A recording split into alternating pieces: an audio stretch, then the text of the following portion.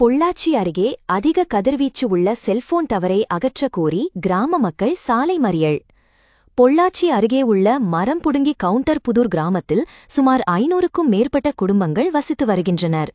கடந்த சில வருடங்களுக்கு முன்பு இந்த பகுதியில் செல்போன் டவர் அமைக்கப்பட்டது. அண்மை காலமாக அந்த செல்போன் டவரிலிருந்து வெளியாகும் கதிர்வீச்சினால் அப்பகுதியில் உள்ள மக்களுக்கு கேன்சர், தோல் நோய் உள்ளிட்ட பல நோய்கள் வருவதாக கூறி செல்போன் டவரை அகற்ற கிராம மக்கள் அதிகாரிகளிடம் பலமுறை முறையிட்டும் செல்போன் டவர் அகற்றப்படாததால் இன்று பொள்ளாச்சி தாராபுரம் சாலை மரம்புடுங்கி கவுண்டன்புதூர் பகுதியில் 100க்கும் மேற்பட்ட கிராம மக்கள் சாலை மறியல் போராட்டம் ஏற்பட்டனர்.